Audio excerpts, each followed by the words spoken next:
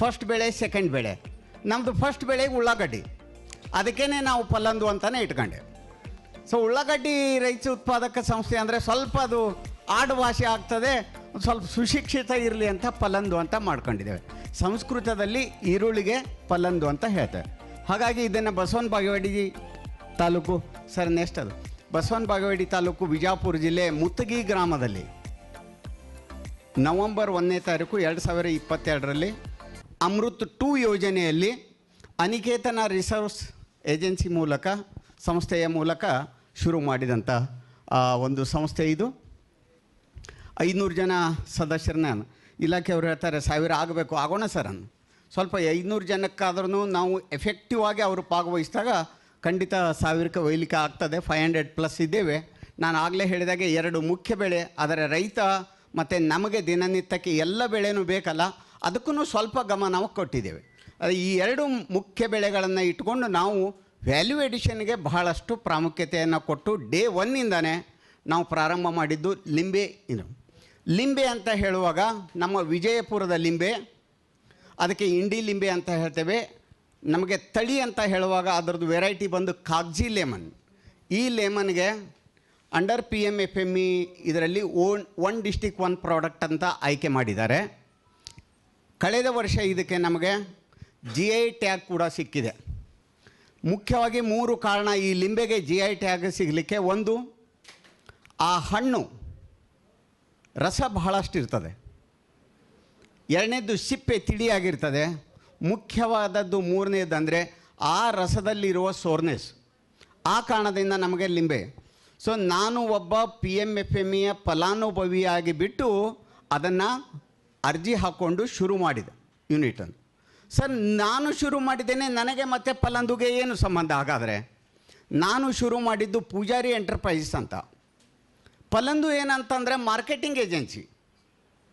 ಏನಾದರೂ ಅದು ಮಾರ್ಕೆಟಿಗೆ ಮಾಡ್ತಾ ಇದೆ ಇವತ್ತು ಪ್ರಾಡಕ್ಟ್ ಅಂತಂದರೆ ಅದು ಫಲಂದು ಮಾಡ್ತದೆ, ಪೂಜಾರಿ ಎಂಟರ್ಪ್ರೈಸ್ ಮ್ಯಾನುಫ್ಯಾಕ್ಚರರ್ ಮಾತ್ರ.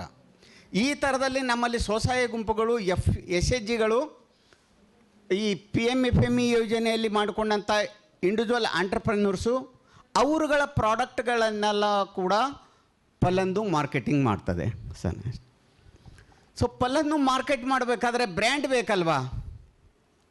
ಸೊ ಯಾವುದೇ ಒಂದು ಪ್ರಾಡಕ್ಟಿಗೆ ಬ್ರ್ಯಾಂಡ್ ಇಲ್ಲದೆ ರೆಕಗ್ನಿಷನ್ ಇಲ್ಲ.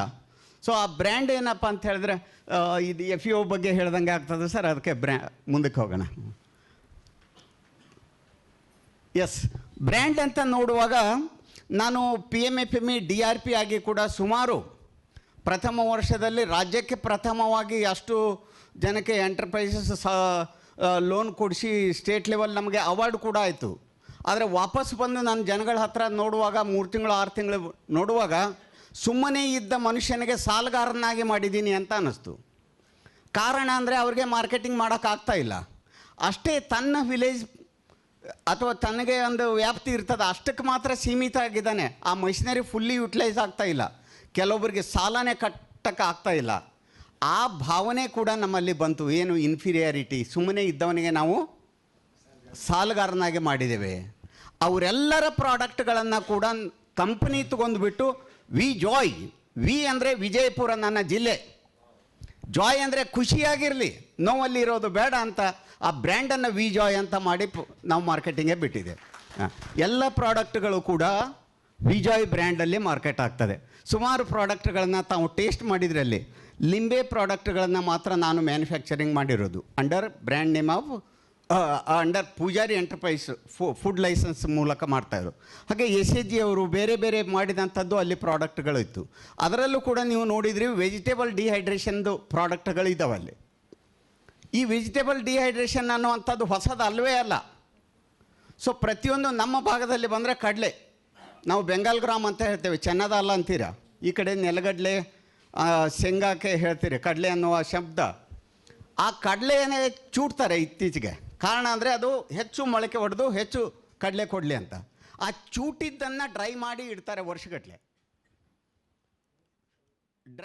ಡಿಹೈಡ್ರೇಷನ್ ಅಂದರೆ ಅದು ನೀರನ್ನು